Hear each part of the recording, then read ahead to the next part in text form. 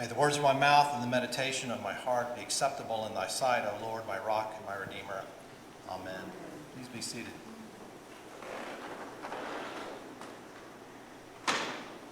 How many of you watched the presidential debate this week?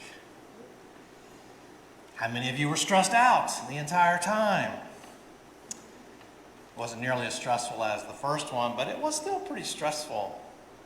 I don't normally watch these debates because I don't find them very informative, but I just couldn't resist this time around, and I confess my stress levels were through the roof the entire time. I couldn't wait for it to be over. I was anxious and jittery, and I kept getting up to walk around and visit the kitchen and the bathroom. I just kept looking at the clock, waiting for the whole thing to be over. And I was so surprised by how stressed I was that I did a little bit of research to see if others had the same reaction. Turns out they did. I actually found an article online, How to Stay Calm During the Presidential Debate. And the debates are over now, but these tips might come in handy on Election Day when the results start rolling in. Here are some of the suggestions. Set up a stress-free space where you'll be watching. Make sure you have a comfortable seat. Maybe light a scented candle. Have a bowl of popcorn ready, something to chew on, or have something nearby to occupy your hands, maybe a stress ball or a pillow to hug. Take breaks, stand up, walk around, leave the debate altogether, and read the transcript later. And use mindfulness techniques or meditation to help you calm down. So I followed the links in the article to one of the meditation apps that they recommended, and here are some of the tracks that were offered. So you want to flee the country? Meditate before you debate. And sucker punched on Election Day. Doesn't sound relaxing at all, does it? There's also a music playlist called Campaign Brain Strain. It's not really a mystery though, is it? We all know what's going on and why we feel this way. No matter your party affiliation or who your candidate is, it feels like the stakes couldn't be higher. No matter who your candidate is, it feels like our prosperity, our security, even the very soul of our country is at stake. And maybe it is. And I'm certainly not suggesting that you should take the election any less seriously, but I do think that this morning's lesson offers us a much larger framework that can help us to put matters in perspective and to settle our hearts a little bit. Our first lesson takes us to the last chapter of the Torah and the closing scene of Moses' life. It's hard to imagine any leader getting higher praise than this. Never since has there arisen a prophet in Israel like Moses, whom the Lord knew face to face. He was unequaled for all the signs and wonders that the Lord sent him to perform in the land of Egypt. And yet, Moses was a flawed man, a leader that failed at a critical moment, disqualifying him from leading Israel into the promised land. And so we have the scene of his burial this morning. Numbers 20 tells us that when Israel was in the wilderness and needed water, the Lord commanded Moses to take his staff and to stand next to the rock and to speak to the rock, and water would come flowing out of the rock for Israel to drink.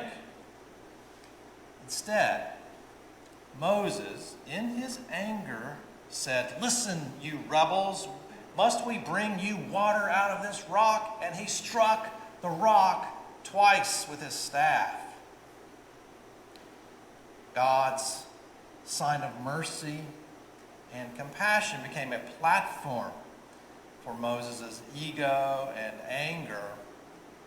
And so his life ended there, short of the promised land, and leadership passed on to Joshua. Moses was a great leader, unmatched in the Old Testament, but like all leaders, like all of us, he was flawed. In the gospel reading, Jesus continues teaching in the temple courts in the week leading up to the crucifixion. He's finally silenced the religious leaders who were trying to entrap him with their questions, and he has one final question for them. What do you think of the Messiah?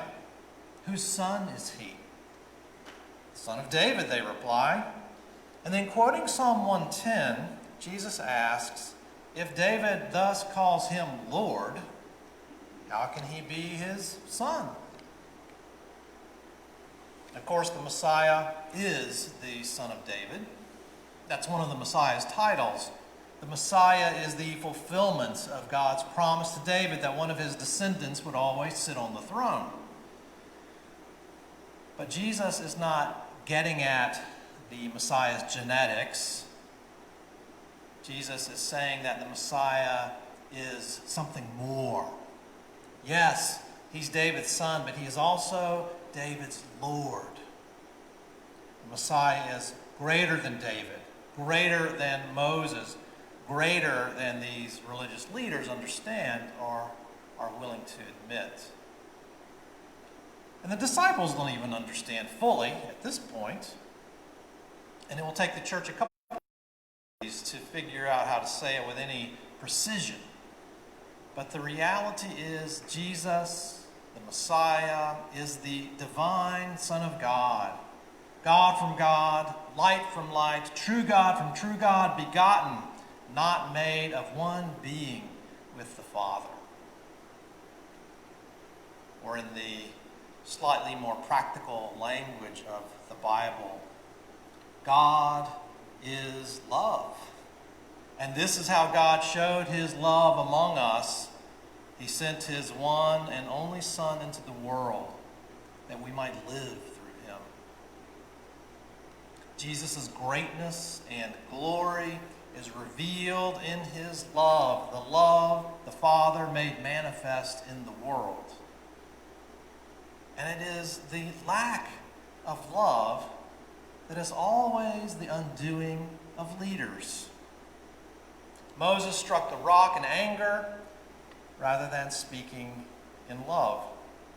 David took another man's wife out of lust and in an abuse of power rather than being a shepherd. And in the gospel passage, Jesus implicitly criticized the religious leaders for their lack of love. Remember the scene. They asked Jesus for the greatest commandment, a single commandment. But Jesus gives them two commandments. The first one everyone expected, quoting part of the Shema, the prayer that all faithful Jews pray twice daily. Jesus says, love the Lord your God with all of your heart, all of your mind, and all of your soul. But then Jesus adds, the second is like it. Love your neighbor as yourself. That's the part the religious leaders never got right. They claimed to love God, but they didn't love people. And the entire next chapter of Matthew, chapter 23, is Jesus condemning them for their lack of love as he pronounces 7 woes upon them. You see, you can't claim to know and love God if you don't love your neighbor. You can't claim to be a good leader. You can't be a good parent. You can't be a good husband, wife, neighbor, friend, image bearer of God. You can't be a good human being unless you love. And Jesus is the only one who's ever gotten it right. He is the one who has loved God with all of his heart, mind, and soul, who has ever faithfully and completely lived in love and given himself in love. He's the only one who's perfectly loved his neighbor as himself. So God has spoken and is speaking through the Messiah, his Son Jesus. Because he speaks in love, he isn't speaking in the way that the world is always willing to hear. When love challenges the world, it often looks like the cross. Sometimes it looks like weakness. Sometimes love looks like it's losing even when it's winning. But love always triumphs. Love never fails. We cannot allow the way the world leads to change the way that we lead. When the world leads with hatred, we have to respond by leading with love. When the world leads in pride and arrogance, we have to lead with humility. When the world leads through lies, we must lead by continuing to speak the truth. And when the world leads through division and strife and exclusion, we must lead the world by welcoming all and becoming one. And when we are slandered and mocked because of our love, we will lead by showing mercy and forgiveness, because we know that the cross is not the end of the story. Resurrection and new life follow the cross. Love must be seen to be selfless and fearless, because love always overcomes hatred and life always overcomes death. And I hope you find it impossible to figure out if I'm talking about one candidate or the other, because I'm talking about all candidates and all political parties from all time. Because they all fall short. They all have strengths. They all have weaknesses. They all have blind spots. And we are members of a different kingdom. Good citizens, patriots, but ultimately members of another kingdom. And we don't just fall into line with any candidate or any party. So have confidence in Jesus' power and walk and lead in his love. We have to lead lives of wisdom and love if we want to have leaders who govern with wisdom and love. And if we love lies, then we will be lied to. If we only respect riches and power and violence, then we will be governed by riches and power and violence. And if we live to serve our King who reigns from heaven, then we are more likely to have leaders who serve that same King.